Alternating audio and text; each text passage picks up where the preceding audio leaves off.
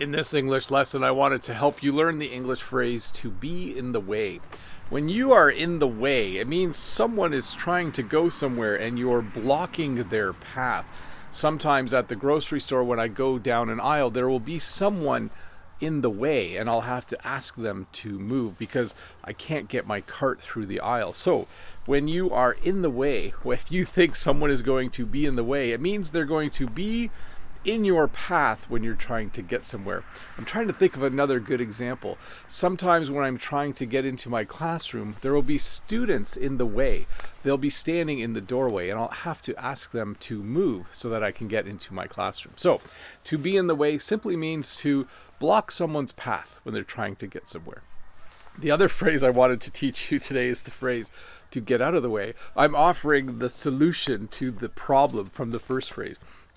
When you see someone in the way, sometimes it's nice to ask them to get out of the way. Sometimes we even say this directly. We'll say, get out of the way. You might even yell it. If your car was rolling along with no one driving it and there was someone walking, you might yell, get out of the way to them so that they will be safe. Meaning that they need to get out of the way of the vehicle. They need to not be in the path that it is traveling down. So to review, to be in the way means to be in the way. I can't define it by using the phrase, but if I was standing in my driveway and Jen wanted to leave, I would be in the way. And so I would need to get out of the way so that she could leave. But hey, let's look at a comment from a previous video. Let me see which pocket I put it in. Here it is right here. It is from Andre, or Andre. Maybe I'm pronouncing it wrong. Such a comfy place on your farm where you're filming the video. And my response, it was a nice little corner. I might have to find another one. It's going to be really windy all this week.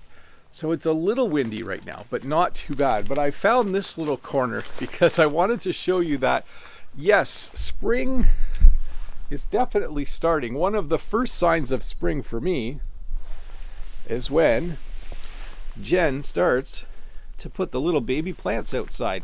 So you can see it's warm enough here today, you can see quite a few of them, that Jen has some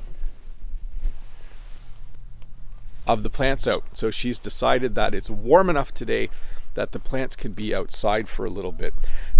So what was I saying? Yes, I picked that comfy corner. I had a nice comfy corner over there the other day. It's not as windy right now though. This morning it was super windy, so I was worried that I wouldn't be able to find a good place to do this. Anyways, what was I going to talk about? Spring is starting. Here's another little look. Down here, you can see that the daffodils are just starting to pop out of the ground.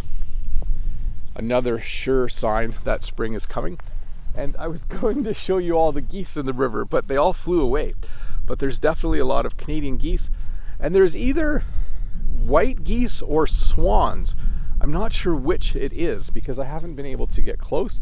I know they were flying overhead the other day, but I can just sense right now that spring is just around the corner. Actually, it did start yesterday. Yesterday was the first day of spring.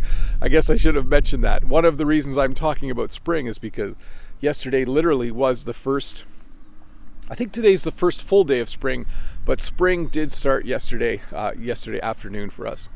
Anyways, thanks for watching this little English lesson. It should become greener and greener out here as I make these lessons, so hopefully I can share that with you. Have a good day. Bye.